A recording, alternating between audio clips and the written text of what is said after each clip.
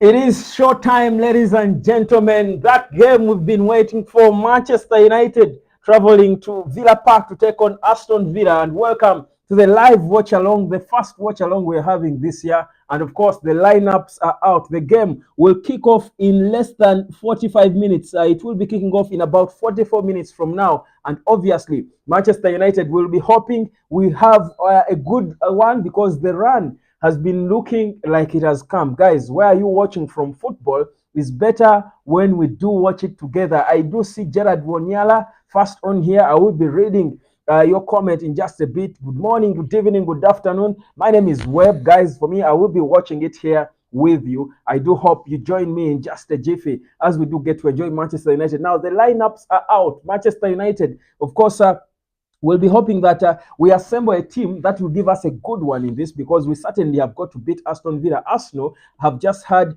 a very good one for themselves. I don't think we do want to deal with these Arsenal supporters. If we fail to beat Aston Villa, they are certainly going to have a field day because they are leading 6-0 away to West Ham United. And I think by now, as we speak now, I think the West Ham grounds should be empty because people are leaving the stadium. What a big victory. But this is the same West Ham we beat by 3-0. Well, they're probably trying to show us that you beat them by 3-0, but we can beat them by more.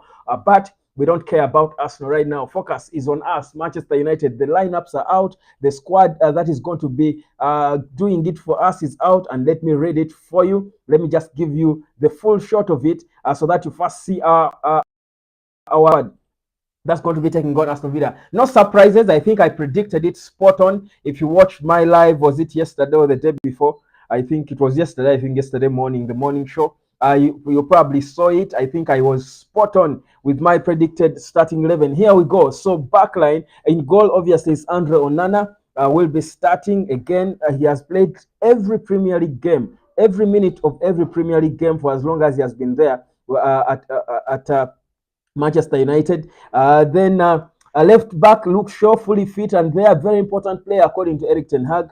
He made it clear, certainly he is. Then in the central defense, without Licha, it is Rafael Varane who will be playing alongside Harry Maguire. On the right, it's the wonder boy Diogo Dalot, looking fresh and motivated lately. Then Casemiro will be shielding the back line. Ahead of him is Bruno Fernandes, the captain, and of course the young sensation Kobe Mainu. Then up front is Rasmus Højlund, sandwiched by Alejandro Garnacho on the right, who, according to the manager Erik ten Hag, prefers playing on the left, but he has got this ability to play on the right as well, and he has been working wonders there. I think we've scored more than 15 goals with him playing that side. Then remember, Garnacho scored a brace in the reverse fixture, which we labored to win by 3-2, but on the left will be Marcus Rashford. Well, of course, Rasmus Højlund, if you do recall, will be having a personal feeling coming into this one because his first Premier League goal came against the same opponents. Well,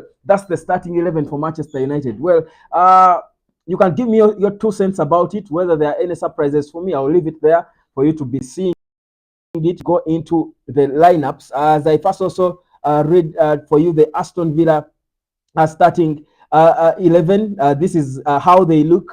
Martinez in goal, of course, the World Cup winner. Cash on the right, Diego Carlos, then Lenglet, Moreno, and of course, they're also playing a 4-2-3-1. They have got Douglas Luiz, then Kamara, Ramsey playing behind Watkins, and McGinn and Bailey are the guys who will be sandwiching Ramsey. So 4-2-3-1 against the 4-2-3-1. But of course, for United, it changes depending on how we are playing. At times, we turn into a 3-5-2. At times, we turn into a 4-5-1. We turn into a 4-3-3 during different moments in the game. So our formation is a bit flexible. So as it is right now, the Premier League log led by Liverpool, who have got 54 points. Man City have got 52. Arsenal have got 52 as it is now. They have got a few minutes left to their win, convincing victory over West Ham United. Tottenham Hotspur have got 47. Aston Villa, our opponents, are now 6th with 46 points, whereas Man United, Aston Villa are 5th with 46 points, whereas Man United is 6th with 36 points. So even if we win this one, we will be sticking to 6th position. Well, that's how it is for now. Manchester United for you. Well, let's get proper into this game. Guys, you should give me your prediction now And I'm seeing Gerard Wonyala is saying Man United has two tonight. Otherwise, we shall count ourselves out of the contention of a top four. I was listening to Luke Shaw, and he was saying that the target for them, and they're being realistic. At the start of the season, the target was to win everything. Of course, that's the target for United, but they are being real about their ambitions now, and the target now for United is to finish in the Champions League places, but also win the FA Cup. That's the target. If that is going to happen, we've got to beat teams like Aston Villa, and we should be winning this one. We are on a run that we certainly have got to hope that we maintain. I'm going to get into the detail and tactics of the game. Then uh, Alfred Singh was saying the lineup is very nice. I love the selection, beautiful. I do love it too. I think this is our strongest squad, with the exception of course the absence of Lisandro Martinez. Put Licha there, and this is our strongest squad I think ever since Eric Ten Hag took over the club, but also in a long time, if you ask me. Busura Ivan is saying it's a United win. Well, keep bringing those predictions, keep them coming, because guys, it's going to be a long live. This could be the longest live I'll do I'll doing. These watch alongs are always not easy. We've got less than 30 7 minutes to kick off. I've got my tea with me. I've got my water with me. Well, I don't know what we need for you to watch a long, interesting game like this, but for me, I've got my stuff ready. Let's get into the marathon, guys. Let's get proper into this football talk. So, yes, the lineups are out. I've been looking at this Aston Villa team, and honestly, when you look critically at it, I think it's extremely beatable. I think there is no reason for us, given the form we've picked in the recent games, there is no reason for us to doubt our chances of beating Aston Villa. The only thing would be us resting on our laurels or taking the wrong approach to this game. And the wrong approach for me, us trying to go off the blocks, and I feel it's a bit. It would be a bit bad for us to get off the blocks away to Aston Villa, because I love the way we managed the game against West Ham. I love the way we approached it. I love the way we went through. Wow, beautiful. I love Bosura Ivan and his prediction. He's saying a Hoyland hat-trick. I honestly cannot in any way doubt the ability of Hoyland to score a hat-trick against Aston Villa. I honestly think it's extremely possible, considering that our players are beginning to look more generous. I think they are passing the ball more to him. I think these boys are jailing better together. And that's all Hoyland needed. In the moment they jail, you know that the goals will always come. The moment they jailed, I think we knew that the goals would always come. I've got no doubt that he can score a hat-trick. So I actually think he will score more than one goal in this game. He could score a hat-trick, it would be a brace, it could even be more goals, because he's extremely hungry and his teammates are beginning to play for him. That is the only thing that was lacking in this team. So I honestly think, for me, without a doubt, he can. Now, in case you don't have ways of watching the game, I told you, become a member. And if you're a member of the United Hotspot, I'm going to be sharing with you a link, a live stream link, where you can watch every football game in the world, so long as it matters.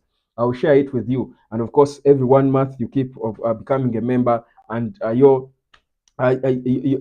stream continues working. So I don't know, but there are people who have been asking me how they can watch these live games. I don't want anyone to miss any bit of the action. You don't need to miss football, not in 2024. There's no reason for you to miss a game. Just become a member, and when you do, I will see it.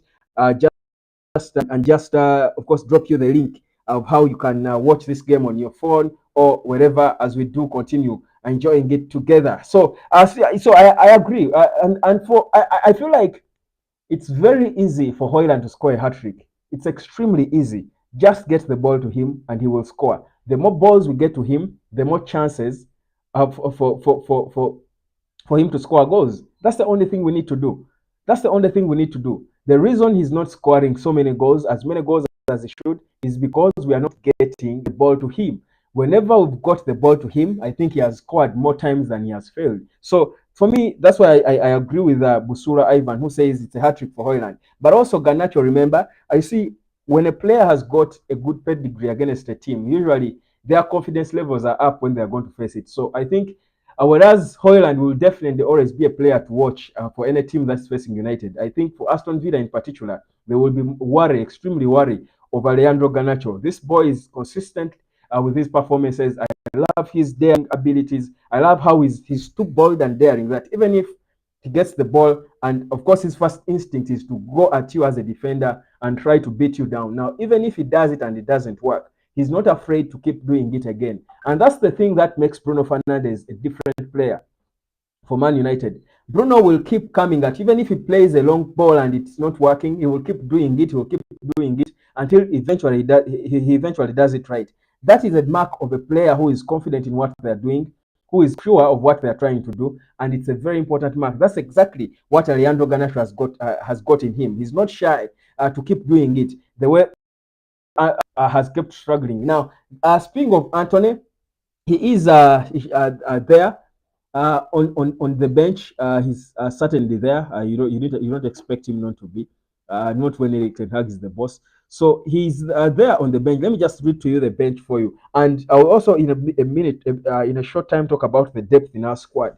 You see, when all players are fit, you begin to see the depth in the squad, which we hitherto could not say we had.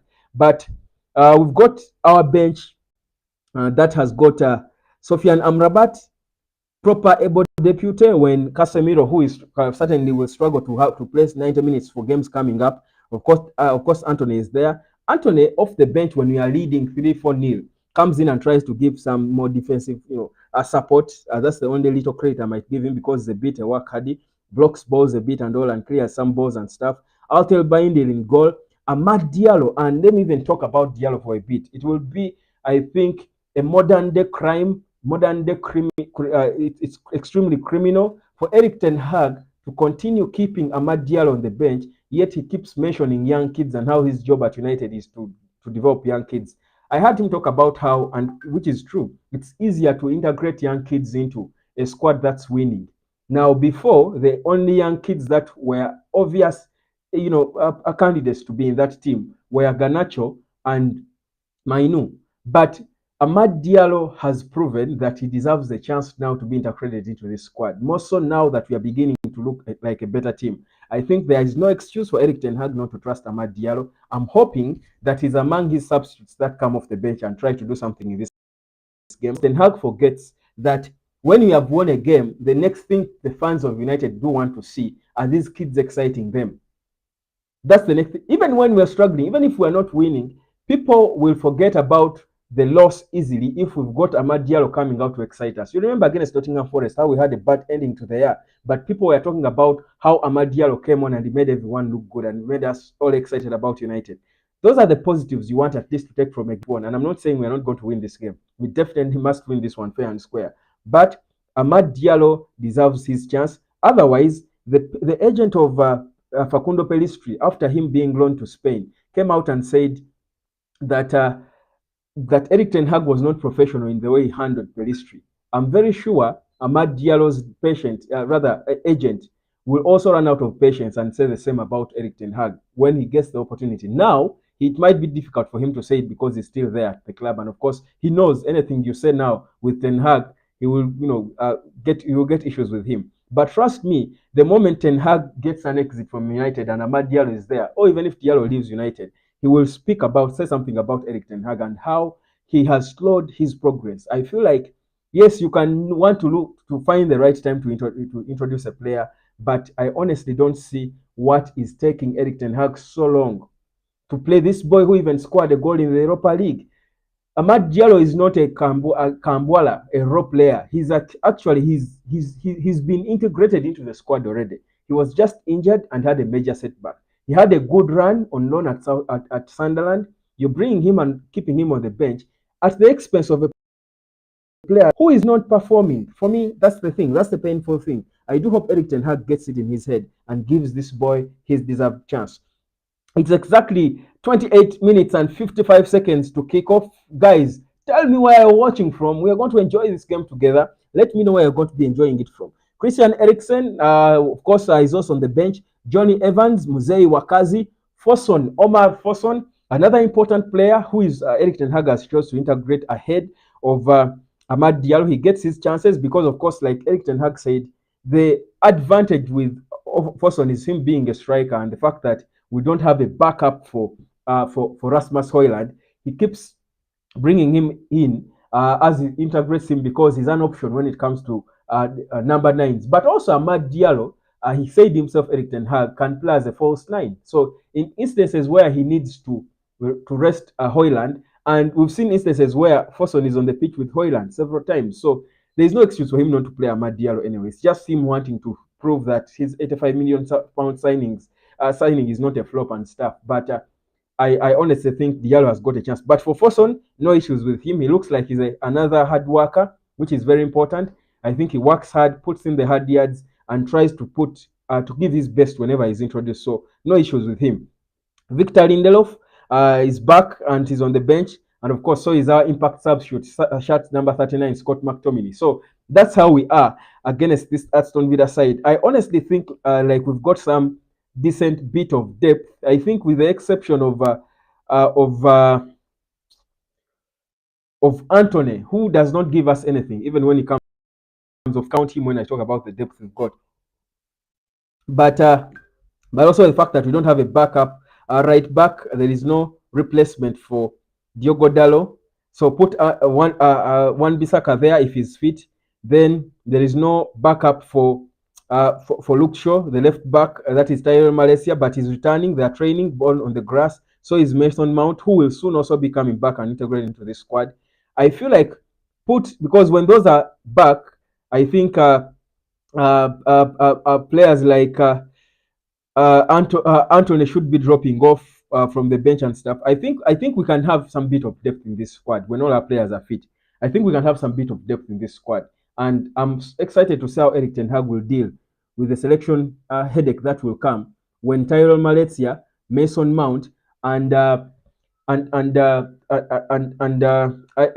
Wan-Bissaka are back. Who then will he drop off the squad for games? It will be an interesting one to see. But yeah, guys, let me know where you're watching this one from, where you're catching it from. It's exactly 26 minutes and 12 seconds to kick off at Villa Park. It's about from Manchester to the West Midlands. It's as you can hear, Manchester is in the north, West Midlands it's in the west.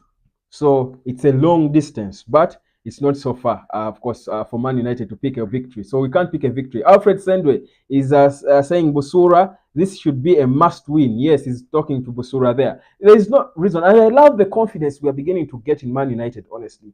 I think we've, for the longest time, been saying this when you're going into games, saying this is a must win game for United, a must win game. But somehow we have had results, and I think at some point I reached a point where I felt like I cannot predict on Man United games anymore, because I think you come into a game against a team like Sheffield United that you think you're going to brush aside, and we struggle, and it looked so ugly on me, and my predictions. But I think now I can confidently say we are coming into this game as favorites. I think Aston Villa will come with a bit of more respect, to us than they did at Old Trafford. I think they did not respect us at all. That's why they bullied us at Old Trafford and had to take a magical goal from Rasmus Højlund for us to beat them. I honestly think we are in a better place. And when you're in a better place, your players are beginning to feel more confident because you've got some good ballers in there. I think you're certainly going to have a good display of this squad. But let's look at this squad again, guys. And as we look forward, of course, to the summer, because as we look as we watch all these games, guys, as you watch all these games we play now, I think we've got to summer to strengthen this squad. I think that will be Sir Jim's first window, transfer window, serious one, where we'll do business. So let's look at the loopholes that you think we'll need to correct, so that we've got a proper idea and scrutiny of whatever Eric Ten Hag and co does, or whichever team that Sir Jim will have constituted to try and boost the squad in the summer. Because when you watch games now, when this is our best squad, and now we can clearly see where the gaps are. We know which players are aging. We know which players should be leaving, because this is our strongest squad minus Lisandro Martinez. He's the only missing player. But we are close to this game and see. For me, if I look at this, I know the one obvious one is a replacement for Casemiro, who I think we should be selling in the summer, to bring an able player who can gel in with him the way he has gelled with Kobe Maino and, of course, Bruno. I think, honestly, if you look at our midfield now, at the very best, I think we can properly match the Arsenal midfield. We can beat hands down the Man City midfield, even if they have got Kevin De Bruyne there. That's why I've got no worry that on the 3rd of March we'll give Man City a run for their money. I watched the entire Everton game, Man City and Everton game, because today you compare your strength, I think, today against Man City. You compare against the best if you're Manchester United. And I honestly think after watching Manchester City and their game against Everton, I completely think we are not where I think I watched the worst Manchester City game I've watched since Pep Guardiola took over. Because imagine Man City going until up to the 70th minute without a shot on target. When did you last see that? It had to take Kevin De Bruyne coming off the bench and Kyle Walker for them to get the goals they got and give balls to Erling Haaland, who will definitely bury them. Also against a team like Everton. So I honestly think we are not too bad. I think we are not way too bad. I think we need to make a few signings and additions to this squad, a few replacements, move some pieces, let go of Marcus Rashford, sell him, Casemiro sell, Varane sell, bring in one centre back, partner him with Sandro Martinez, keep one experienced one, keep Bruno in the middle, bring back Mason Greenwood, and Man United will be balling. Then get a backup striker for Rasmus Højlund. I think United can be balling easily. Mwide Mutale saying we are United and we are winning this game without fail. Gift from Zambia. Yes, Gift. How are you doing, my brother? How are you doing? I do honestly feel the same way you do. I honestly have no doubt that we can win this game. If I look at the West Ham game, and I'm trying to think of the areas that perhaps looked bad. I think one of the biggest issues we've had as United over the season is we're almost becoming a 30 minutes FC or 35 minutes FC, that we would start so well and after the 35 minutes we capitulate and we start struggling. Then we let the other team come into the game. That's the same thing we did with Wolves. That's why we led and they were almost beating us, almost holding us to a draw. However, I think let's benchmark on the West Ham game for us to have the right proper approach we should be taking into games like this. I think you can get off the blocks to kill off a game if you're playing against a small team in the FA Cup second round or in the Carabao Cup. But in the Premier League, there are no weak opponents. You cannot come off the blocks and think you're going to disrespect your opponent and kill them off in the first minutes of a game. That's dangerous. It's a dangerous way to deal and trade. It's not United yet. We are not that confident to do that. So I think there is only positives I can think. We did not concede a goal, and Ronaldo looked better. Every player clicked in that game. For me, it's because we managed the tempo of the game. We are in complete control of that game with Kobe Mainu and Casemiro, who is always ahead of his opponents, knows when to tackle, knows when to go into a tackle. So I honestly think if we do that, just like Muira Mutale and Alfred, Mr. Busura and Alfred Sendwe and everyone is predicting, I think Gerard Wonyala as well, I think it's an obvious victory for Manchester United. It's an obvious victory for Manchester United. But of us coming when our big rival Aston have just won, because these are the clubs we are chasing. That again is a psych, is a proper psych for our players. That we know that Aston has obliterated West Ham United. What other motivation do we need to beat Aston Villa? They have obliterated West Ham United away in a London derby. What other motivation do we need? Do our players need? They just have to go in this one with the proper psyche and destroy this Aston Villa that loves to play a game. If you go at them, they want to come at you. They want to keep it end to end. But if we manage them and disorganize them, they will miss their patterns. Eric Ten Hag was praising them for how they have mastered how they should play together, how they build and all. The way we disorganize that is by managing them and accelerate. Let Kobe Maino dictate our tempo. Know when Maino and Bruno know when to switch the gear.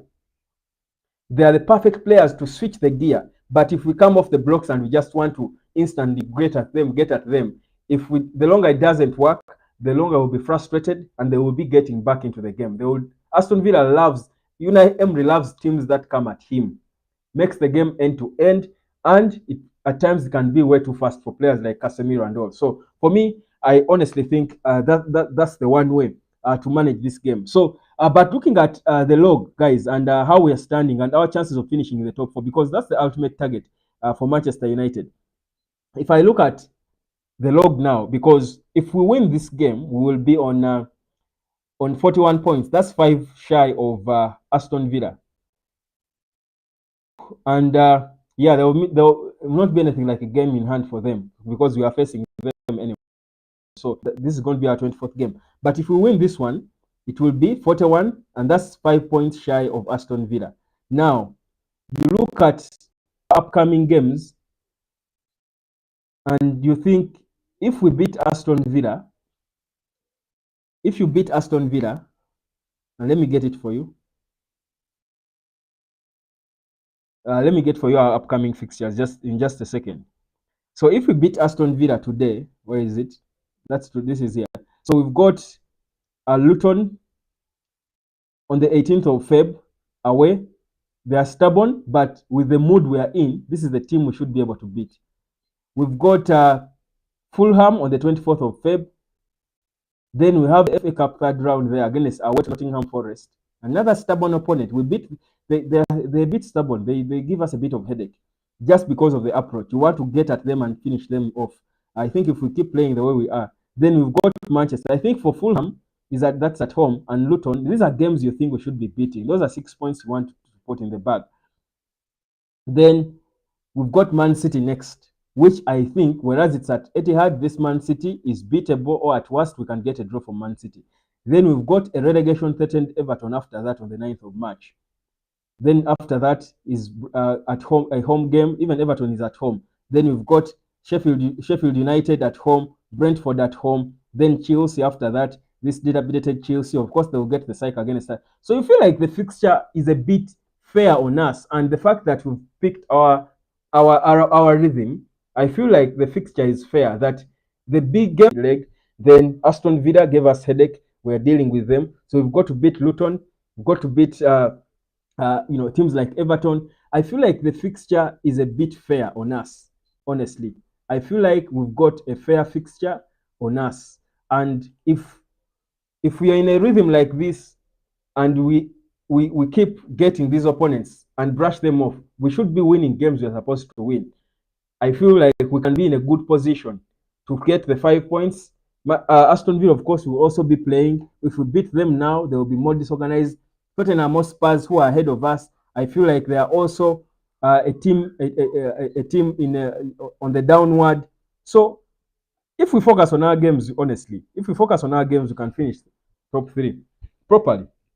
I think we can finish top 3. No team ahead of us. Maybe Arsenal has got games where they have looked so exciting and all, but that's Arsenal for you. They are always looking exciting in games, but they just don't know how to hold it down for a title. But I honestly think United can still be in the top 4, if not the top 3 of the Premier League, given the rhythm we've picked. 15 minutes to kick off, of course, and we will be getting down with the action in just a heartbeat. We'll be getting down, with the action. Predictions, quite exciting. Everyone wants to believe that Manchester United will win this one. Aston Villa, I think, an easy opponent. They have had quite a bad run, 2 draws and 2 losses in the last 5, only 1 win for them. Of course, they also want to finish in Europe. That's a good motivation for them, certainly, having tested what it means to be in the top 4. Yeah, some interesting stat about this game, that Man United will try to bring back happy memories for United. Okay. Emery will be desperate to establish Villa Park's fortress status after seeing his side lose back-to-back games on home soil. More defeats than they suffered in their 22 prior matches there. The visit to Manchester United will try to bring back memories, because memories of his first game in charge at Villa Park, the 3-1 victory that they had against United. But that was their only head-to-head win on this ground since October 1999. So they have since drawn 6 and lost 17. So these ones we are their bogey side. I think these ones we beat them. We beat them. There is no reason why we shouldn't beat the villains. Of course, the man to watch for Aston Villa will always be Ollie Watkins, without a shadow of a doubt. Ollie Watkins trying to return to form. I think he has struggled, and the 4 of his 5 last goals have been in away matches. But he's playing at home this time. That shouldn't matter at all. But the man I think to watch the most for United will be Alejandro Garnacho. But the beauty is, as you're watching Garnacho, Højlund will come for you. As you're watching Højlund and Garnacho, Rashford will pull a good finish. Ashford, Garnacho, and Hoyland. Kobe Mino will come from the middle and score one. So we have this depth in our scoring, and it's beautiful to see. 12 of the 14 away goals Man United conceded this Premier League season came after half time. So for those of you who love betting, which I don't encourage, I think you can try to use that stat for yourself going into this game. You can try to go for most goals in the second half and all, but I think if I would advise you, I think it's quite dangerous for you to try and predict how the goals of the Man United game will be distributed in this game. I think it's quite dangerous for you to try and uh, and interesting. But yeah, very very good stuff. We have what? How many minutes now? 12 minutes to kick off, guys. Are you nervous at all? Are you scared? Are you nervous? Let me see. Mark Toom says, let's be honest, we have the worst central defender partnership. I would go with Evans over Maguire. My prediction is a 2-1 for United. I don't know why people still look at Maguire from his Holyfield times. I honestly think Maguire has improved a lot ever since he returned from his injury. I think Maguire, honestly, let's look at him with fairness. I think Maguire has improved. I think Mark Toom is recalling either the bad times Maguire had or the sleep he almost had against West Ham United, where we were almost going to concede a goal. And those moments will happen. Even to Lisandro Martinez, such a thing can happen. But I don't completely agree with the fact that this is our worst defensive partnership. Yes, I would love Evans. I think any of them, any partnership, Evans, Varane, Evans, Maguire, Varane, for me, I wouldn't have cared. I don't think Maguire is as bad. Maguire is a ball distributor. I feel like Maguire is quite important to how we play because he passes the ball, he distributes the ball well. So I do not want to completely agree with this is being our worst defensive partnership. But I love that you're predicting that we'll win this one by 2-1. Maybe a bit you're a bit cautious with your prediction, which is good.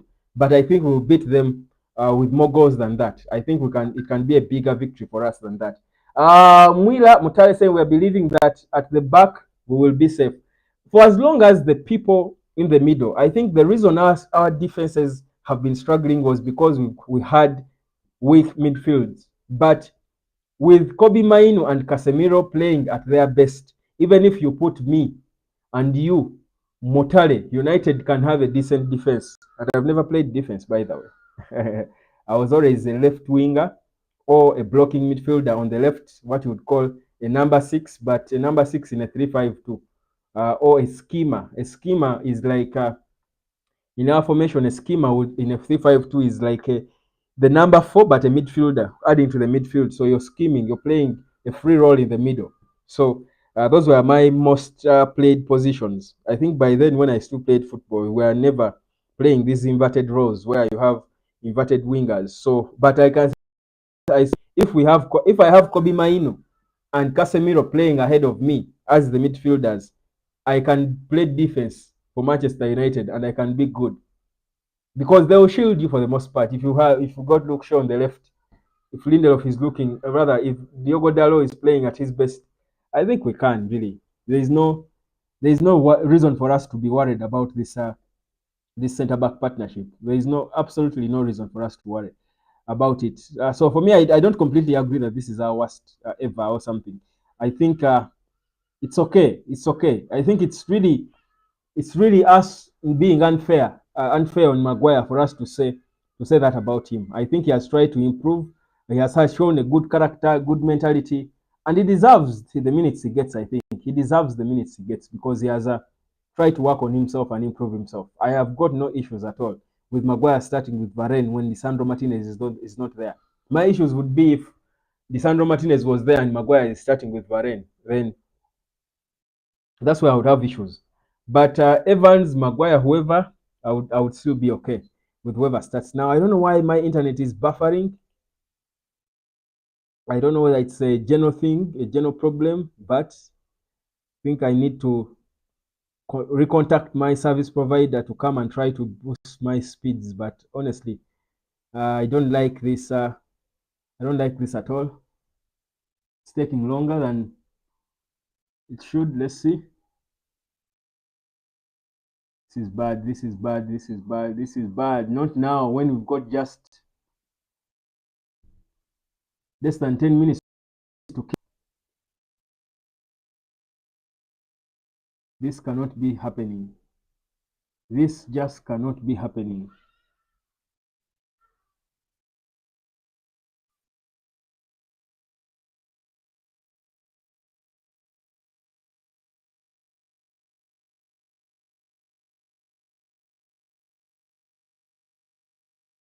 This cannot be happening. Just a minute.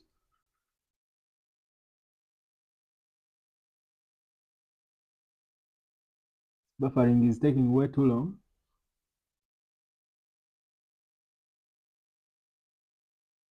Let's see.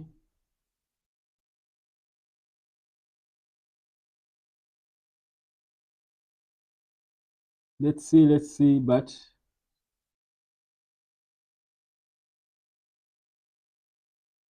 I do not like this at all. It's taking too long. What's happening?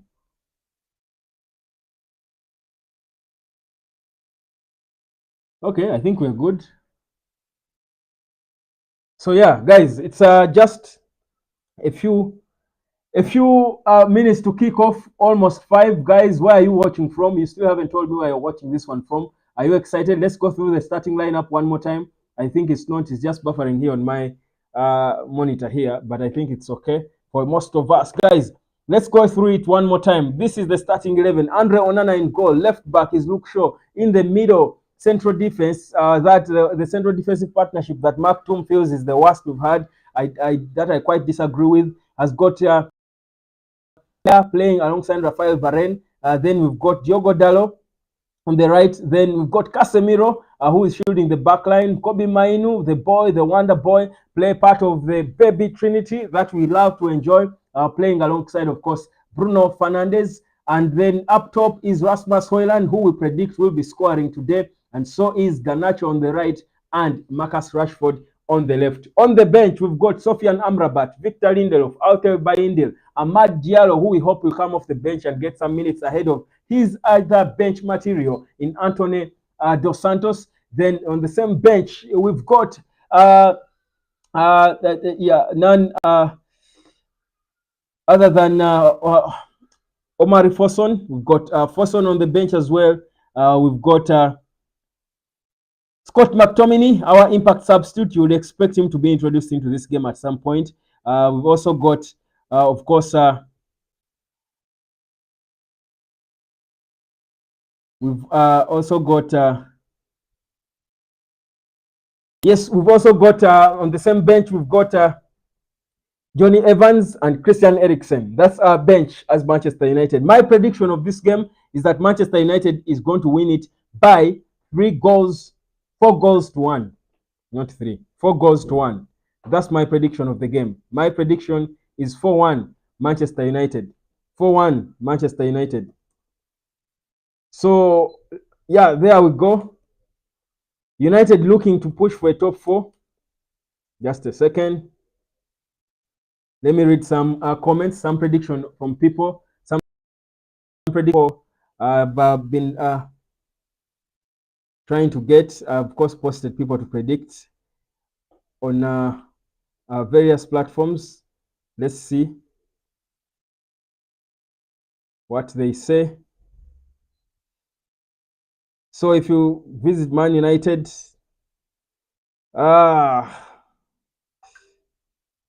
best midfield in the world is back, no doubt about that. It's beginning to click. Lindelof edges Maguire for me. For some people, is Lindelof ahead of Maguire. We go win. Is there any team that can beat us? Well, I think this is what I'm saying. Is a 3-0 victory. No losing this line is good. Let's go Manchester United. I love the positivity and confidence that people are continuously beginning to have in Manchester United. Guys, let's get proper into the action because it should be short time. Short time, shortly. Guys, I'm not feeling any pressure, by the way. I cannot say the same about how I've been feeling in the past couple of games. I'm with you, sir, Mutwile Mutale, watching from Zambia. How are you? From Zambia, how is it going from Zambia? Uh, Lusaka. I hope you are in Lusaka. But yeah, how are you doing, guys? We are still here until the end of the game. As you watch the game, don't you watch alone. Let's just vent about it. Let's enjoy it together, guys. Don't leave me hanging. I want to enjoy it with you from Zambia, people from the US, the UK, South Africa, from Rwanda, from Nigeria, from wherever, Nairobi, from Malawi, wherever you are watching from, let's enjoy this game together. In case you don't have a platform to watch it from, you can stick with me here or you can text in the comment section. If you become a member, I'll share a link with you where you can stream the game live. But not only this, the same link can give you so many other games, including the final of the Africa Cup of Nations that will be coming up tonight. Well, between Ivory Coast, the hosts, taking on Nigeria. And of course, Nigeria has a player of interest to, I think, any serious club in football. The striker in, yes, Rusaka, man. How is it going, man? Of course, in Victor Osimhen, I think you love to watch Victor Osimhen and see what he can do. But yeah, that's exactly where we are. It's a busy day in football today. Let's get proper into the football talk. Let me just tank some bit of my tea. Mhm. I'll need this sugar for the marathon. And here we go, ladies and gentlemen. The Aston Villa lineup is being displayed. They're playing a 4-2-3-1 formation. Kamara and Douglas Luiz. And my screen right now, I've got John McGinn as the number 10, sandwiched by Jacob Ramsey and Leon Bailey. Then up top is Ollie Watkins, their starman, their top scorer, at least for now, if I would, but he has not been so much on form, especially at home. Ollie Watkins is one of the key players for Aston Villa. Exciting season, honestly. He's not even among the top scorers in the league, at least for now. He's not. But there we go.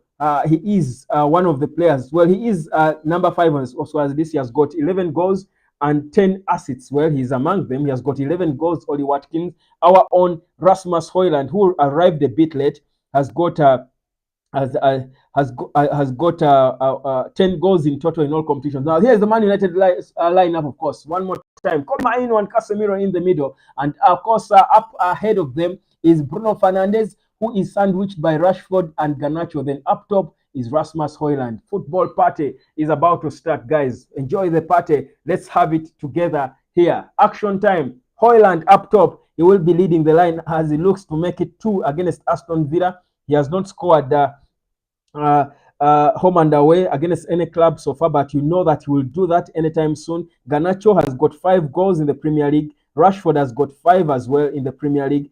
These are 2 of our top scorers. They are on the pitch. They will be in action. Well, what exactly are we about to see? It's action time, ladies and gentlemen. My name is Webb. Welcome to the United Hotspot. It's the live watch along of Aston Villa up against Manchester United. Let's enjoy this, guys. I'm excited. I'm happy. I'm energized. I'm certain United is going to win this one. A beautiful shot of our young Kobe jumping up and warming up. We are clad in our white away kit, and Kobe, of course, looking confident, striking his shirt. He's psyching himself out. I love this boy and his body language. Where is my badge?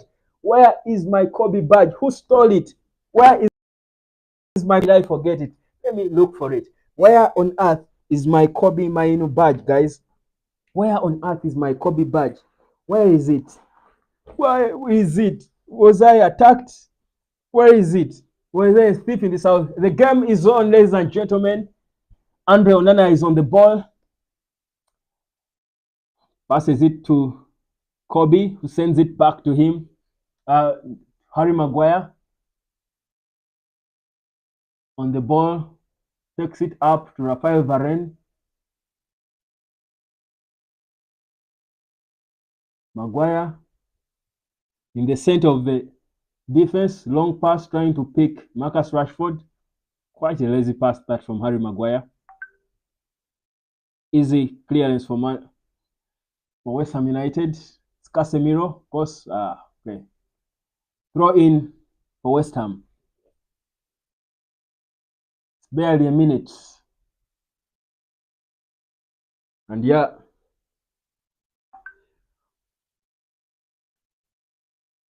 Hotspot, thanks for the watch along. This is Edeku Chris. Thank you, Edeku, for joining us. Where are you watching from, Edeku?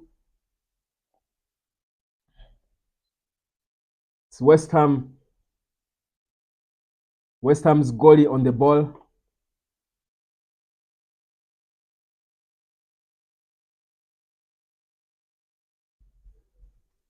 Plays it back to Moreno. Moreno to Martinez. Back.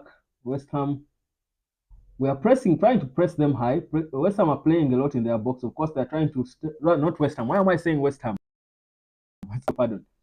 Beautiful tackle that from Diogo Dalot. Wow, Diogo Dalot. We have been questioning Diogo Dalot for a long time for his defensive abilities or lack of them. But honestly, if you think about what things he's doing lately, his blocks and tackles are picture perfect. That was a beautiful tackle from the right back. Shot number 20. West Ham on the ball. United are being patient, organized. We follow the ball. We go up, we go up. Go down, we go down. We are letting them be on the ball. I love the calmness we started with. Beautiful tackle there from Casemiro. That's a foul. Yeah. Free kick for Man United.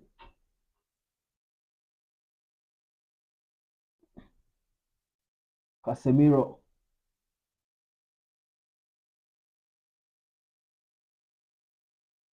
Erik Ten Hag said he keeps communicating with Kobe Main and trying to help him. He says he loves the bromance between Maino. There's a moment here, Andrew Onana wanted Maguire to quickly start the ball to him. Maguire being slow to do that. Onana now will have to take the free kick. Erik Ten Hag, first sight of him. Of course, he will not be smiling at all, not until we are 2 or 3 goals up.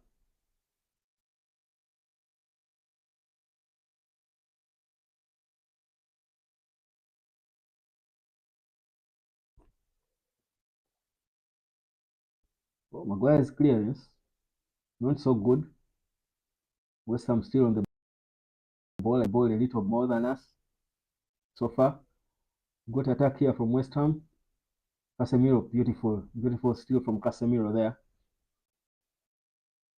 Kobe Maino on the ball. Beautiful pass from Kobe to Højlund, where Højlund tries to play through ball on the right wing, but Garnacho is not there. I don't know whether he was hoping that Kobe would do a follow up there. I wouldn't have expected that as well, honestly. Slow game for United. For me, this is what I love. I want us to start slow and grow into games, because whenever we've tried to get off the blocks fast, it's been bad. Win percentage for Aston Villa is 38%. A draw is 29%. A win for Man United is 33%. Shows you that we are the favorites, even away from home against an Aston Villa that's 8 points clear of us. We are back. But how back are we? Can we prove it against the villains at the Villa Park?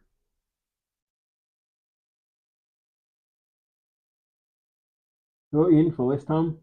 Casemiro clears. Casemiro is not putting a foot wrong. He's watching every ball. He's looking good, I think. We love to see him playing like this.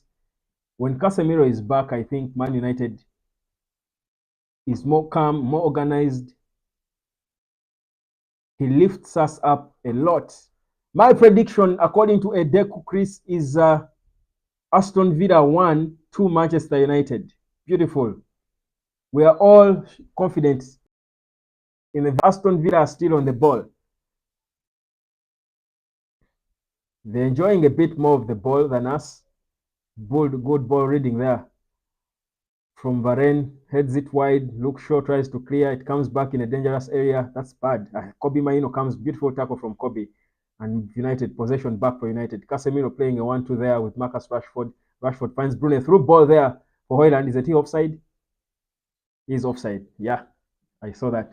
Clear offside for Højlund. But yeah, beautiful there still. And I love the quick transition there when we stole the ball from Casemiro and how Bruno made a proper good run. But Højlund was a bit quick. I think was delayed a bit to come back into onside when Bruno got the ball. But beautiful stuff there. A beautiful transition there when we stole the ball. You love to see such. Long ball here from West Ham. Two white shirts and Andre Onana. Onana clears.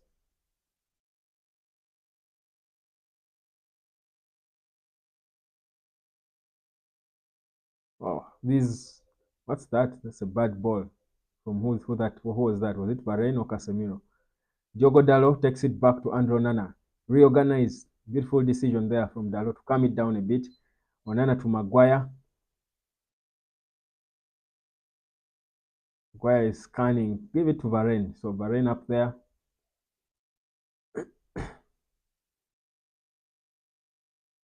Kobe Maino.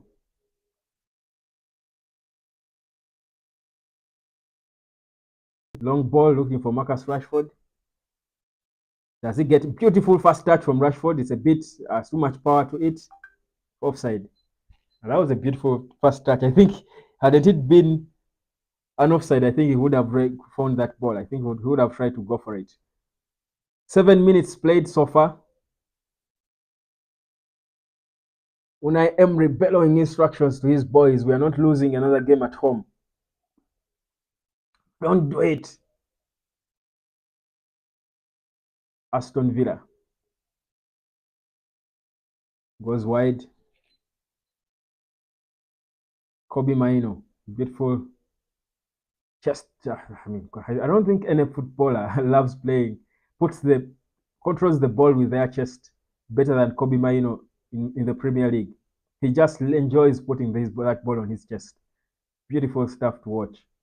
Every part of him keeps balling. Luke Shaw, beautiful through pass trying to find Rasmus Højlund, but interrupted there. Intercepted by an Aston Villa defender. Villa trying to take us back on a counter.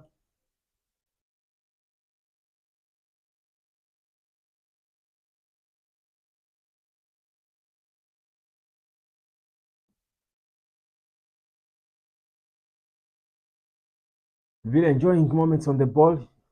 United patient, good still counter attack here. Rashford going through a forest of legs there. You've got Garnacho. Give him the ball. Give Garnacho the ball. Pass, okay? Beautiful pass and hold. Oh God, nice. Wow, what a beautiful counter attack.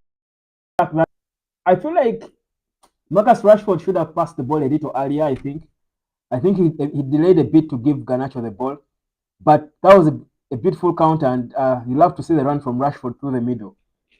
He was trying to find Rasmus Højlund. I think the decision was good, but the execution was not on point. I think had ball beaten that Aston Villa defender, that would be goal number 1.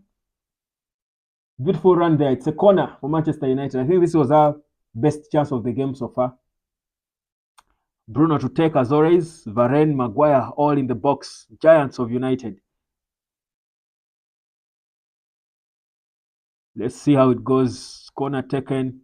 Header, yes, Maguire had almost a chance on it. He slipped and fell. Well, that was close. But had he got a proper head on the ball, that would be 1-0 United.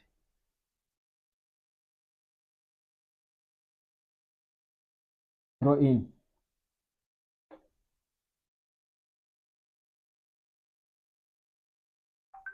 Bruno's body language isn't good. I don't like it sometimes. He looks frustrated, like he doesn't like what he's doing. At times, if it looks bad on him. You're the captain. You're supposed to look like the most psyched player on the pitch. Højlund, the baller, comes back in the middle. Beautiful, strong play there from him. Marcus Rashford, alone and wide. Nice run from Luke Shaw. Cuts it back, and Garnacho, header. Well, intercepted there. Well, the pressure is beginning on Aston Villa. Maguire is complaining. He better get used not to. He better get used to not doing that, because very soon a blue card will be introduced, and such morning would get you a blue card. That's a sin bin for 10 minutes. Do it again, and it's a red card. Corner here, Bruno to take. Again, Maguire finds the head of Harry Maguire, but heads up. This morning, these players, especially our captain Bruno, should not mourn a lot, because when this blue card is introduced, which I think might happen, I think Bruno Fernandes will spend more time in the sin bin than on the pitch.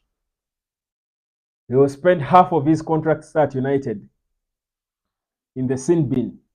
So it's dangerous for him to trade like that. These players should get used to.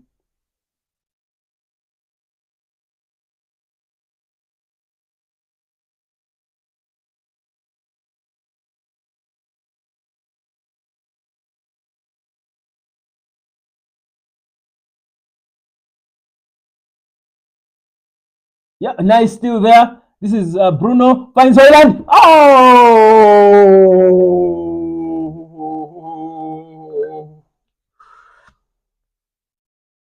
Beautiful football there. Nice pressing that from United. I love this pressing. Kobe, Bruno, and Hoyland. Bruno finds Hoyland. Beautiful pass, but what a block from this Aston Villa defender. That was a goal. Beautiful football there from United. Another corner. Luke Shaw takes this one.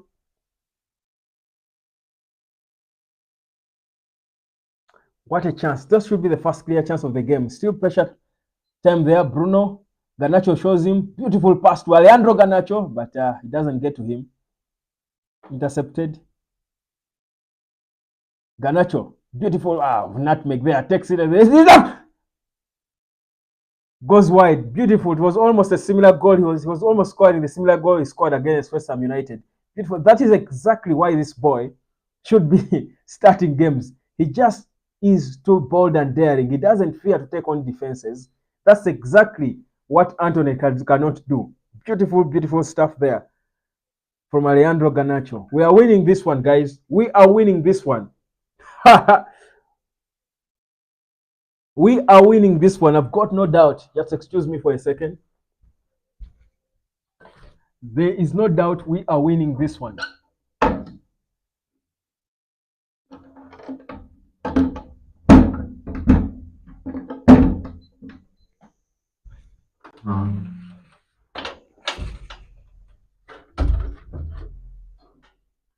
I think we've grown well into the game now. I think we've grown more into the game now. Ramsey is saving his team now. That was a beautiful counter. Why am I almost missing this? That was a beautiful tackle there from Varane. Beautiful tackle. Kobe Maino now facing Ramsey. There is no way you will beat him. You don't beat Kobe in such positions. There was absolutely no way Kobe was not going to have a touch on that ball. Nice block there from Kobe. Clearance there, a bit of pressure. West Ham is trying to mount pressure on us. They are pressing us, but so many white shirts. I love the organization. About 6 white shirts behind the ball. That's exactly how you defend as a unit. Why do I keep saying West Ham? I don't know why West Ham is still in my head. Guys, forgive me. It's Aston Villa. I've watched the West Ham Arsenal game, and the fact that we beat West Ham in the last game. Oh, the England boss is there to watch Kobe. The England boss, Gareth Southgate, who said Kobe is not necessarily a defensive midfielder.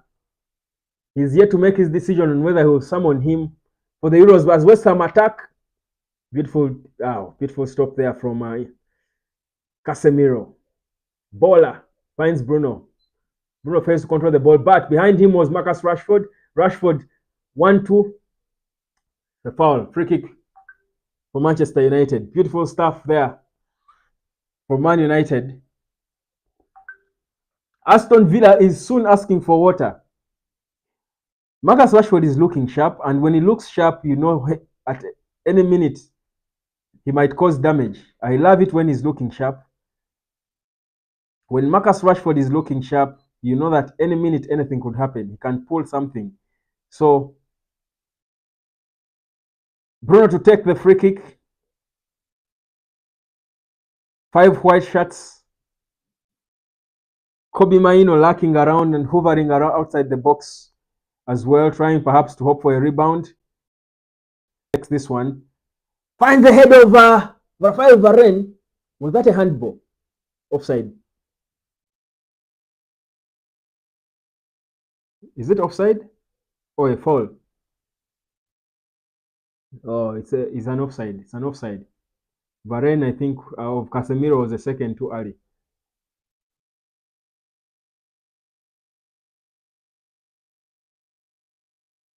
No, it's a corner. I beg your pardon. It's a corner. How did I miss that? It's a corner. He's saying 0-1 for United. I think he's changing his prediction now. Oh. Goal!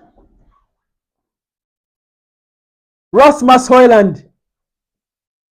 What is my screen behind? Rasmus Højlund. Is there a long delay in my... Oh, Rasmus Højlund. Guys, I said it. He must score in this game. Aston Villa is becoming his piece of cake. Goal, Rasmus Højlund.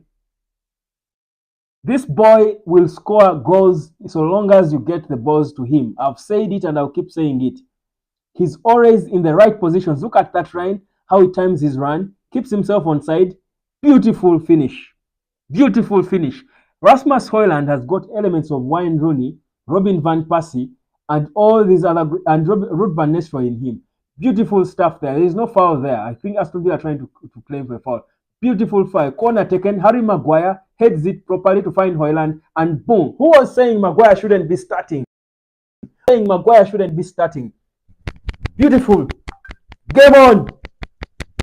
Beautiful. 4-1 Man United. That's my prediction. 4-1 Man United. Højlund, you love how the body language, how his teammates are happy for him. Beautiful stuff. But why is my screen behind?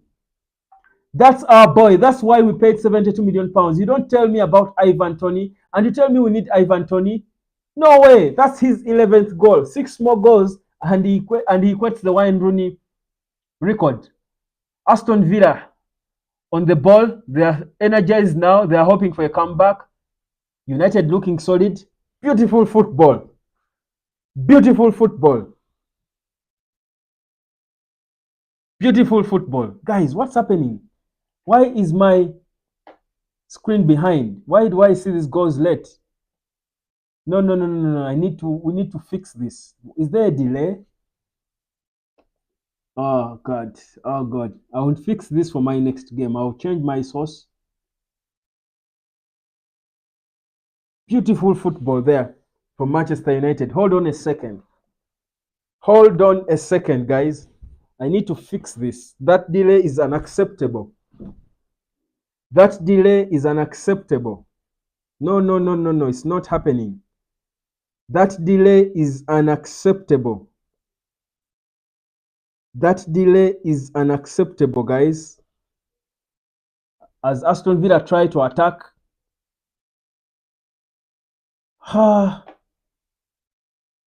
You see, what exactly I was saying? What did I do?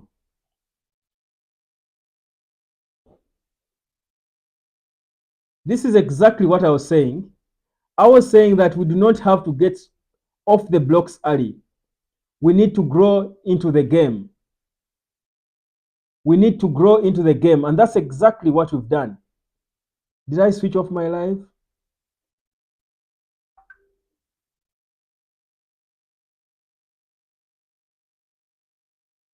Did I end my stream?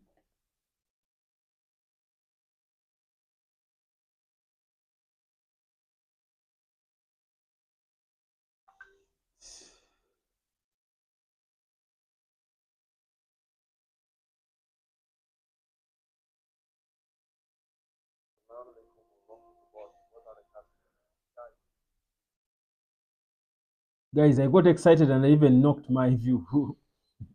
I got excited and and I almost switched myself off. Where is Man City?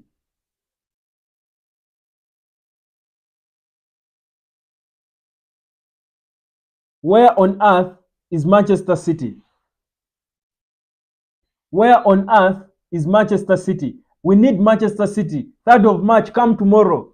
3rd of March. This is United. United is back. No pressure at all. Aston Villa. I love how we've managed the game. We've taken them slowly but surely on the ball, but we are taking them. It's not done, but we should celebrate every goal when it comes. Of course, Aston Villa trying to come at us. So many white shirts. We should be easily blocking this one. Go wide, takes a deflection. That looks like a corner. It's a goal kick, no deflection. That's a goal. We need to fix this delay. Oh, that was some beautiful passing there. That was some beautiful. That was close, by the way. That was close from Aston Villa.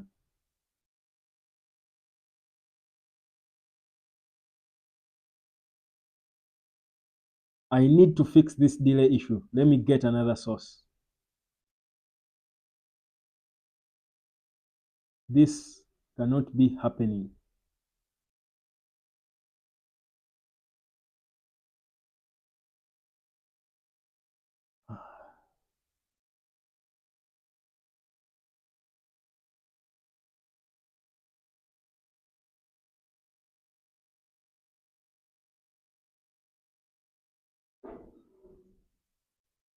Villa still on the ball.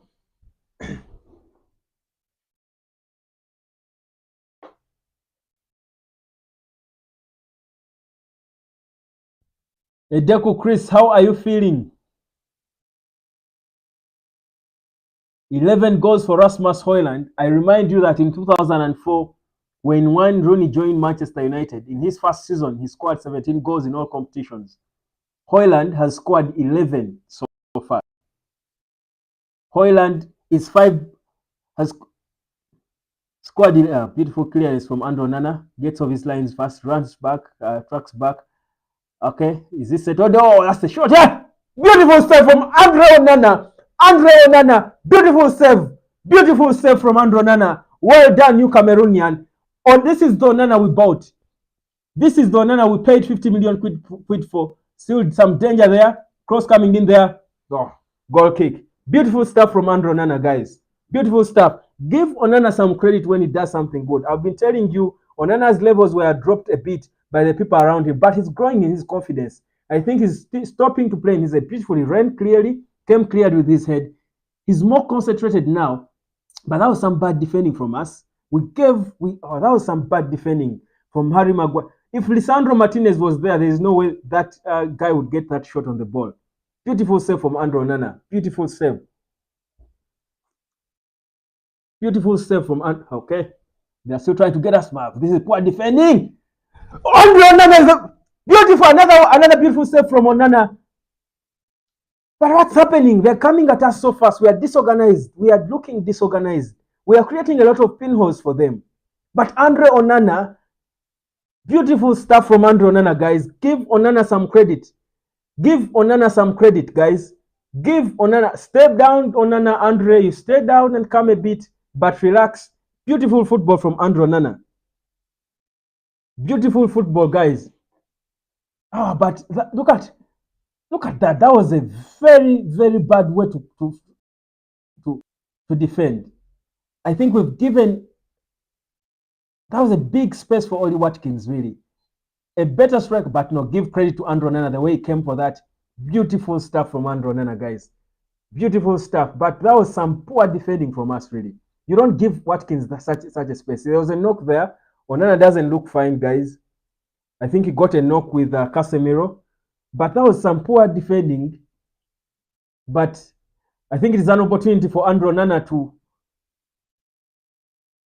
step up. That was beautiful from him. That was beautiful from Andre Onana. Extremely beautiful.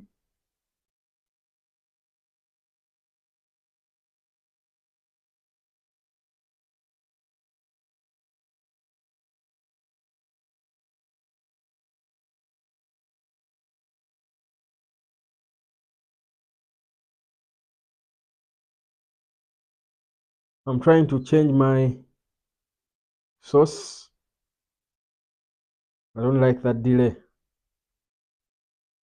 It's too much.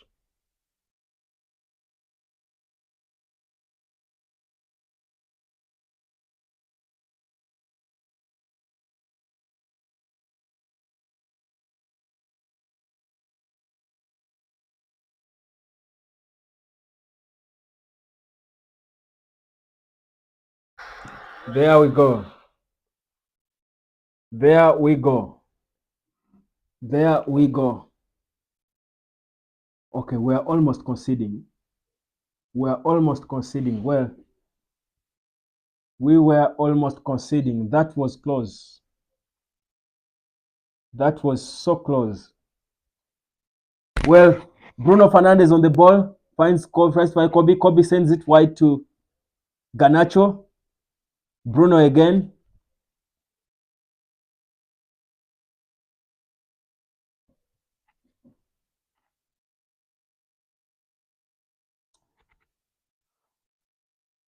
Send it back, reorganize and start again.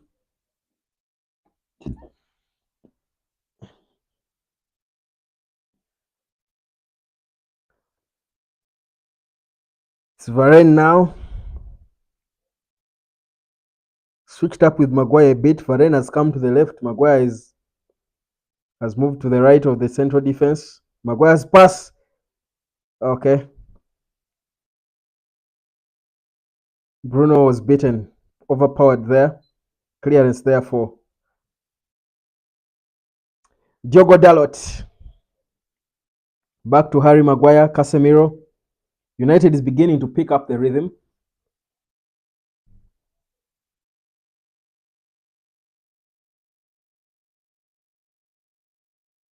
Onana is standing tall indeed. A Deku Chris. Casemiro, that's a foul on Casemiro. That's a foul on Casemiro. No doubt. That's a card. That's a card. That's a card. That's a yellow card, ref. That's a yellow card. Well, they don't like us, these referees, do they? That's a card. This is a 30. Protect. Okay. It took long to go down.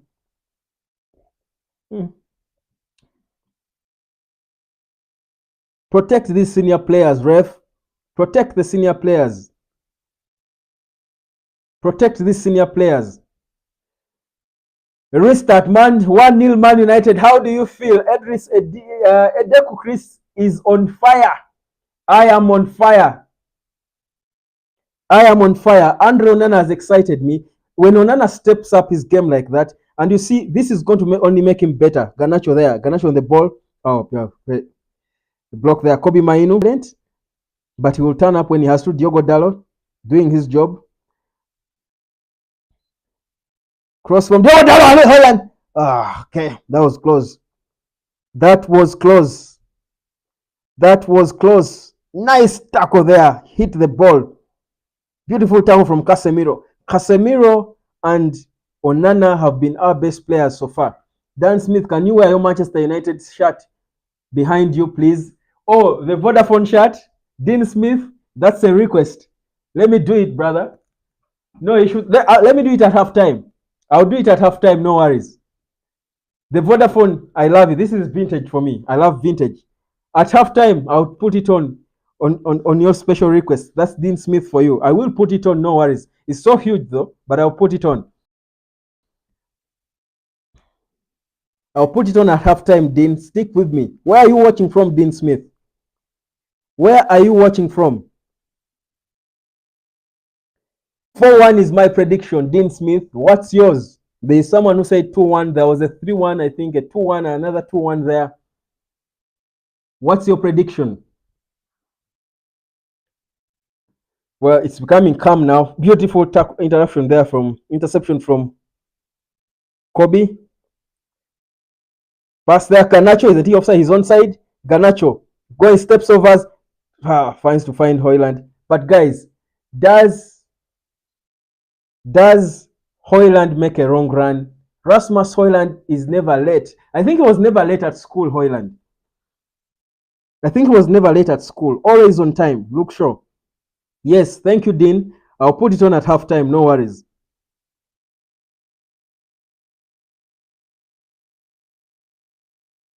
Aston Villa trying to get us on the counter, but Andre Onana is watching every ball. This is the Onana we paid for. This exactly is the Onana we paid for. Guys, let's give credit where it's due. This is the Andre Onana we paid for. And you see, when a player starts having a good game, he had a very good game against West Ham. When he starts another good game, like good first half, he's only going to get better. His confidence will improve. Everything will improve. Of course, you can see that he's more exposed now because there's no Lisandro Martinez. You clearly see why we miss Licha. But it's okay. We've got this under control. But Licha is such an important player. He's such an important player in how he plays. It has no number on the back, Dean. Kobe, yeah, steals it proper, smart there. Aston Villa still has it. Still dangerous position. Crosses, goes wide. Swayward. Goal kick. Calm down. No, it hasn't. It's plain, fam. It's plain. I'll put number 37. My favorite player now. I think Kobe Maino would have started in that middle with Paul Scholes and Roy Keane. So I'll put 37 there. He's good enough to have played in this team. No, it has no number, Dean. It's plain. Diogo Dallo sends a beautiful pass, finds Hoyland, tries to find Hoyland. I think our midfield is a bit disorganized. I don't know. We look a bit disjointed in the middle. We look a bit disjointed in the middle. I don't like it. Well, Casemiro is holding us strong, but we are not calm in the middle, honestly. I think we're all over the place. That's why we are creating a lot of spaces for Aston Villa to try and exploit and exposing Andre Onana in doing so. But it's good that he's coming to the party. Always equal to the task. Oh, wow. That's a tackle. What's a tackle? But it's a man's game. Don't pull him. Who is this? Hoyland. Don't pull him. Bruno. Give it to Rashford. Pass the ball to Rashford, Bruno. Yes. No, put it ahead of him. You're slowing him down. Rashford looking for option. Oh, beautiful stuff. Man, this referee, this referee must have an Aston Villa jersey inside. We need to check him. What is he wearing under? He must be having an Aston Villa jersey inside. 1-0 Manchester United. Rasmus Højlund, his 11th goal of the season. 6 more goals, and he has got the same number as Wayne Rooney scored in his first goal in 2004 after joining from Everton. That's no mean feat, guys. Højlund is not playing with Paul Scholes, Michael Carrick. Okay, Carrick had not come. Paul Scholes, Roy Keane and all these guys. He's playing with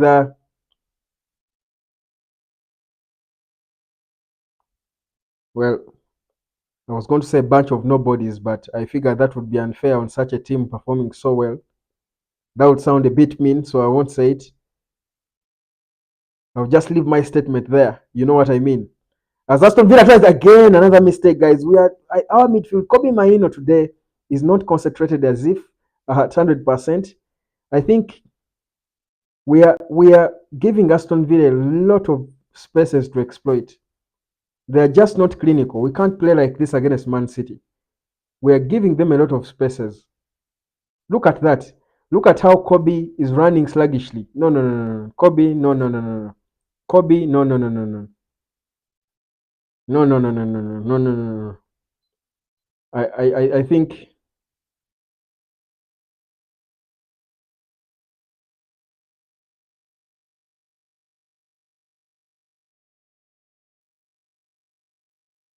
this is not good. Aston Villa, I think, is enjoying some decent possession, if not more than us. Oh, through ball there. Onana equal to the task. I think we are beginning to invite pressure on ourselves. 10 minutes to half time. To the normal time of the first half. I don't think so many minutes will be added on anyway. But honestly, Aston Villa has had the better chances in this game. Aston Villa has had the better chances in this game. Bruno finds Rafael Varane. Varane sends it wide.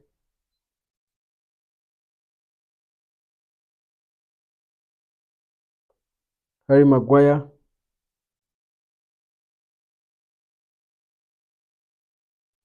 Weak pass. Trying to find Marcus Rashford, but oh, that's a foul. That's a foul. No, Casemiro, you need to be careful. Casemiro needs to be careful. No, no, no, no, no, no, no, no, no, no, no, no, no, no, no, no, no, Casemiro. No, that's wrong. That's wrong, Casemiro. That was not necessary. That was not necessary. No, no, no, no, Case. No, no, no, no, no, no, no. That was not necessary. That was not necessary. That was not necessary. Eh, did it touch him? No, I don't know. I agree. I agree. It's nothing. It's nothing. That I agree. I'm with you, Kase. I'm with you. I thought you really touched the guy. I don't even think you touched him. Oh, beautiful stuff from Kobe there. PlayStation stuff from Kobe as usual. Marcus Rashford. Overlap there from Luke Shaw. Rashford cuts in, trying to go for goal himself. Wow. That's a tight angle to shoot. Beautiful run there from him, but I think he put himself in a tight position there, Rashford. Captain chooses to slow down the game. The tempers are beginning to flare. Oh, powerful stuff from Rafael Varane. Frustrated, that was a push on Oli Watkins. Yeah, intimidate them. Keep intimidating them. That's what you do. It's a man's game, but this referee is a bit soft, I feel. It's becoming a bit soft. The Premier League recently released a report suggesting they have got about 20 VAR decisions wrong this season. Onana.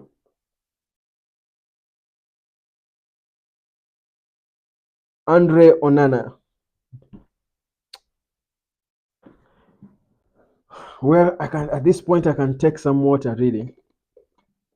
The ref was a bit harsh on Casemiro. I agree. That was not he did not touch. I don't even think he touched his feet. If it did, he was so light, and you saw that he wanted to. He was hesitant. That wasn't good. I think that's a yellow card we can appeal. But you never get these appeals anyway in football. It's rare for you to get a decision for in your favor if you appeal. Really, yeah, they're a bit harsh on him, honestly. But regardless, they will be beaten.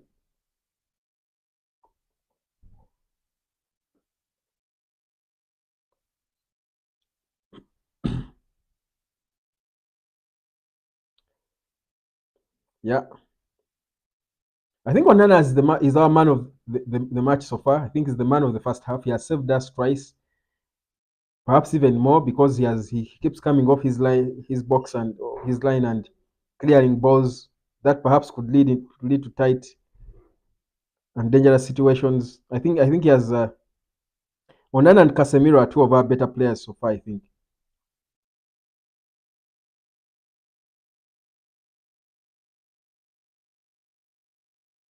Look sure. Oh come on, yeah, it's a man's game. I thought the referee had blown the whistle.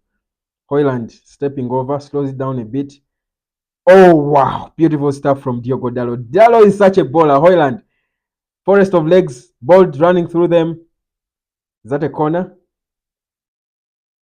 It's a corner. Our goal came from the corner. Header from Harry Maguire. Finds Hoyland. Maguire should stop mourning. Let's beat these boys. Just stop mourning. A blue card is coming, and these guys will be. Imagine if the blue card was introduced. Maguire would be in the sin bin now. Probably would be on a red card. He's been complaining a little too much. Well, he's a natural leader, isn't he? I think he was stripped of the captaincy because he was having a bad run. But the reality is, Maguire is still a leader in this team. Takes responsibility. Oh, beautiful. I love how Bruno keeps finding the head of Harry Maguire. If you realize all corners we've had, Bruno is trying to get Harry Maguire, and he actually does get him. Maguire is such a giant and strong, but Bruno's give him credit for his nearly inch perfect kicks in the corner. He's always finding the head of Maguire. No wonder were able to get that goal. I think we've trained these set pieces so well. I think they've trained well in the corners. Most of our corners were always wasted. But you see that Bruno knows what he's doing, trying to find the head of Harry Maguire. And Maguire will always have a touch on the ball. And of course, that's how he assisted Rasmus Højlund there. For us to be 1-up, 4 minutes to the end of normal time in the first stanza, maybe 1 or 2 more minutes will be added, I predict. Kobe tries to release Bruno. Intercepted. Well, whereas the tempo of the game is not well, Aston Villa is trying to come at us again. They're creating the pinholes in that middle. They are finding spaces in the middle. We're allowing them so many spaces. Andrew Onana comes again and saves the day. I don't like how they're finding spaces in the middle. I don't like it. They were leaving. I think Kobe. That's why I keep saying, guys, and this is what I've been saying. We are better off playing with a 4-2-3-1, not a single pivot. We are better off playing a proper 4-2-3-1 with one person blocking on the right and blocking on the left. That's how you cover those spaces in the middle. More so when we are playing these direct teams like us. Yeah, I agree. And Maino is not having a good game at all. I think Maino is not having a good game at all. This is not his best game. Is that a handball? You can see that Maino is not, something is not right. He's either not extremely focused, he's not concentrated. Something is not right with Kobe. I think they are fighting lots of spaces in his zone. Lots of spaces in his zone. I wouldn't be surprised if Scott McTominay comes on early in the second half for Kobe, honestly. Whereas I hate to say it, you all know how biased I am with Kobe for all the right reasons. I think this is not one of his best games at all. This is not one of his best games at all.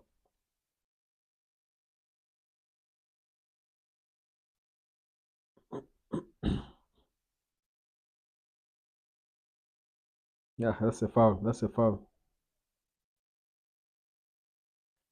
Foul from Bruno and Bailey. Bailey is giving us some headache.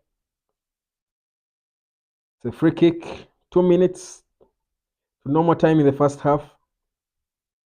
It's not a dangerous position, but if you're not concentrated, you can swing it in there.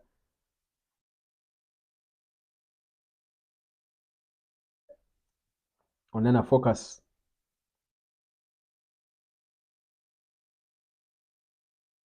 Eh! Oh, that was close, eh? That was close, eh?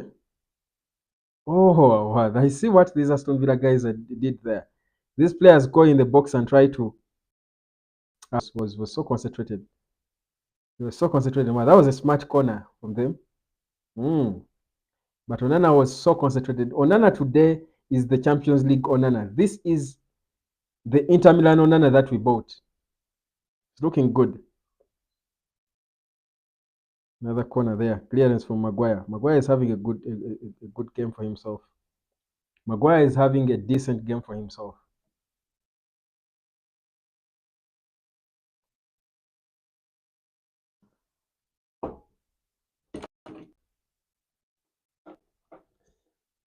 It's another corner there. Varane clears. Beautiful stuff there. 4 minutes of added time. 4 minutes of added time to this first half. Man United leading through a Rasmus Højlund goal. Okay. Bruno tries to release Marcus Rashford, but Rashford was caught in a bit. He should have been a bit wider. I think the counter was a bit too early on him, unexpected.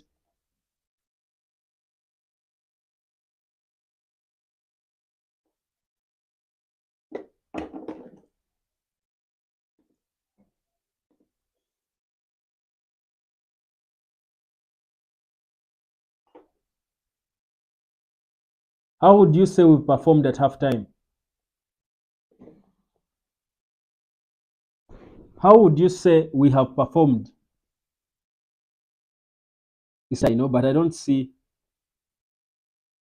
I don't see Aston Villa scoring a goal, honestly. It's not happening.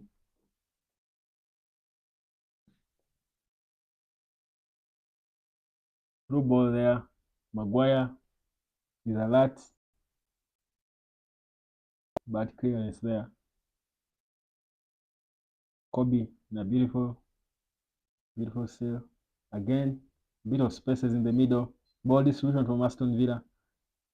Ah, nice there. Nice defending from Diogo. Nice, beautiful defending from Diogo Dalot.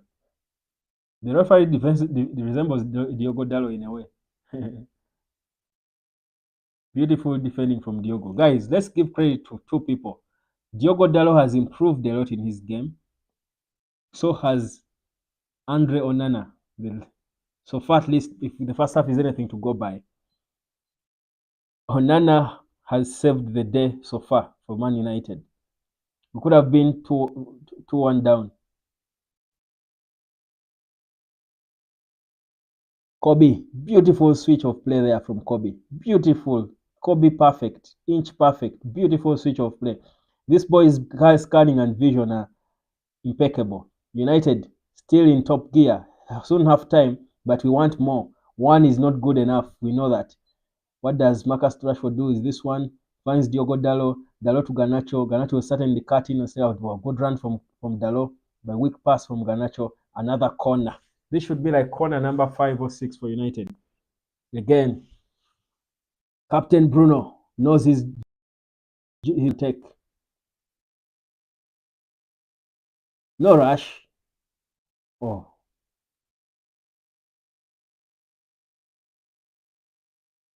Maguire. No one has had more touches on the ball with his head than Harry Maguire in this first half. No one. And perhaps Bruno will again try to find him. No, not this time. Finds Kobe. Kobe to Bruno again. Give it to Kobe again. Beautiful.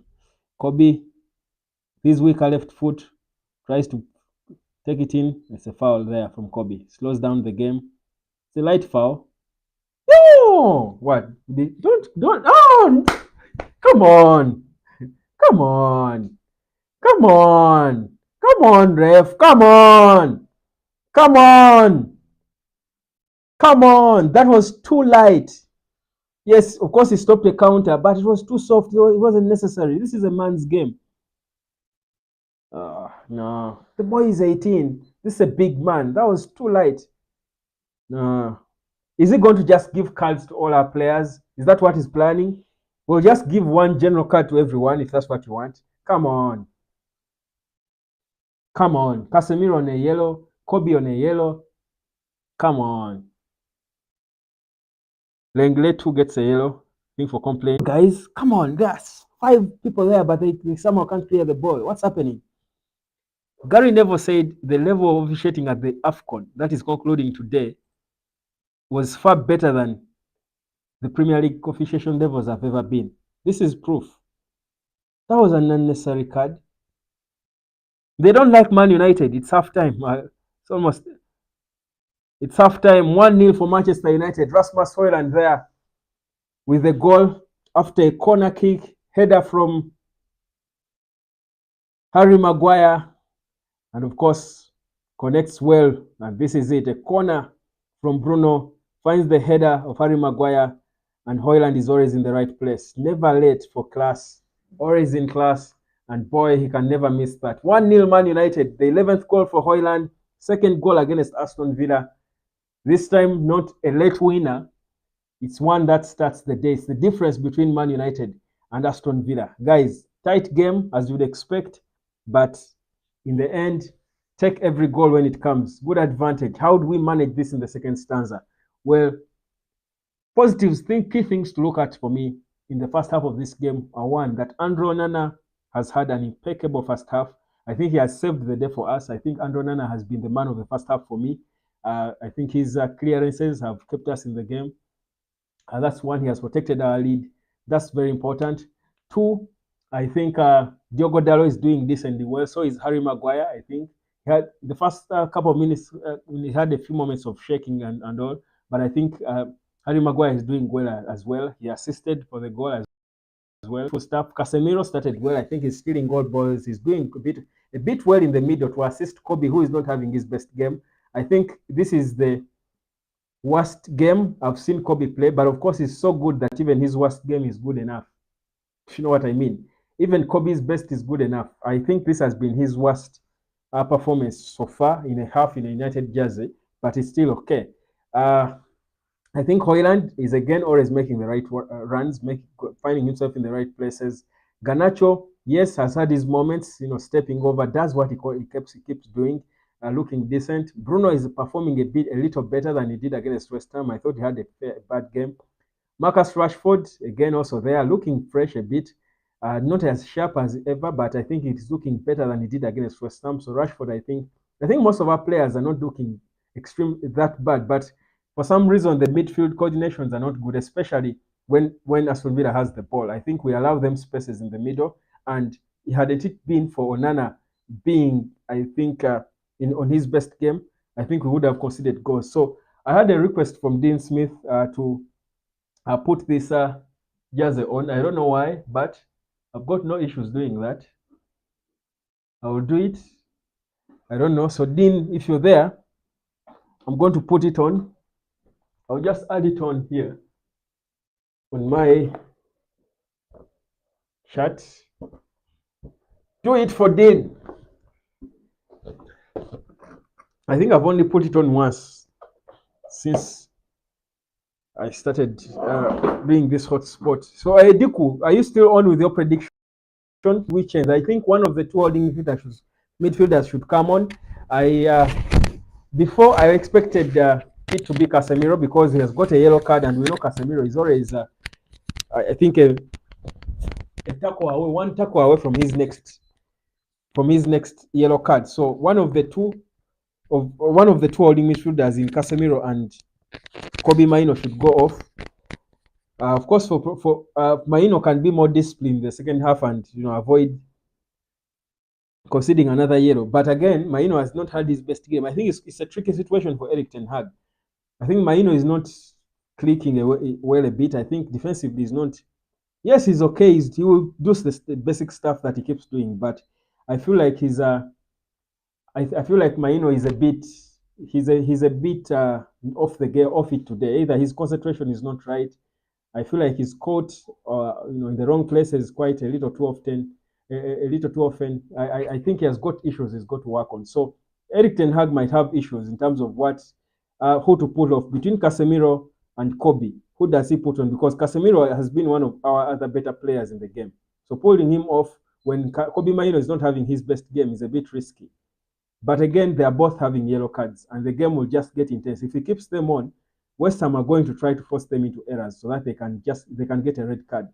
And of the two, Casemiro is the one more likely to get a red card. So, of course, they will come and start the second half, but one of them will have to go off at some point for Scott McTominay. Now, who that is will depend on whether Kobe Maino steps up his game. Most likely, it's going to be Casemiro going off. But a replay of the goal here. Hoyland makes the powerful run, loses his man, keeps himself onside.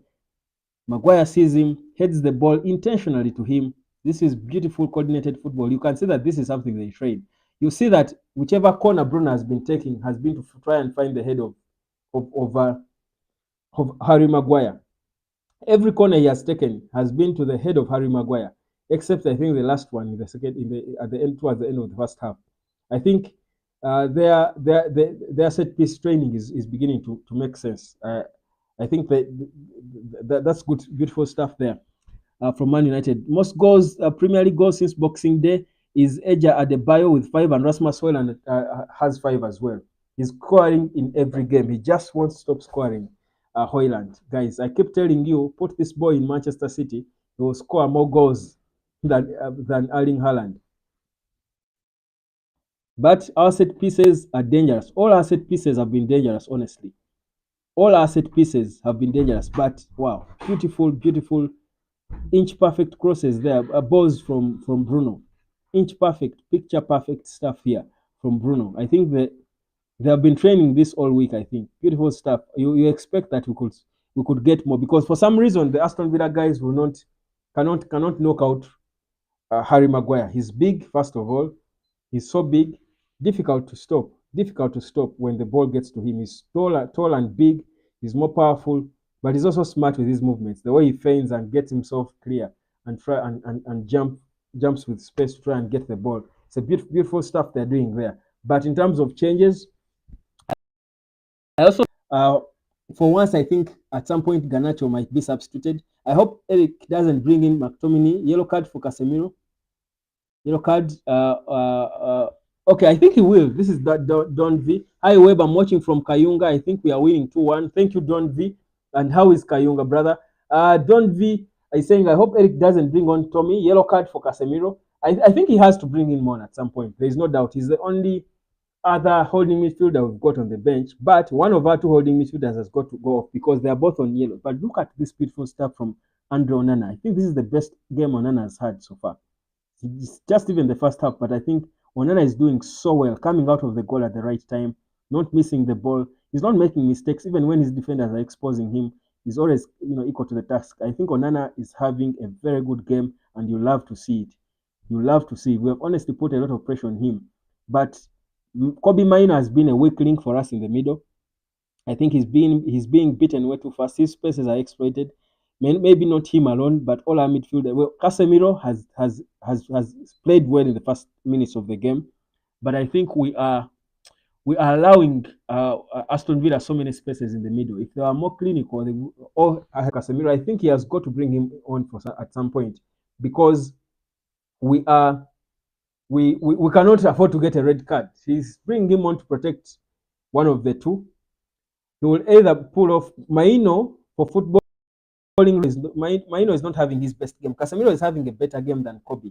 But the fact that we know that Casemiro is more susceptible to getting another yellow card than Kobe. Kobe can play a disciplined game and avoid conceding another card. And we have seen that this referee is a bit ruthless. I think he's a bit biased on us. I think he's an Arsenal fan or something. He's against us clearly. I think there are some weak decisions he has given away to Aston Villa. So Scott McTominay must come on at some point. Maybe not early in the second half.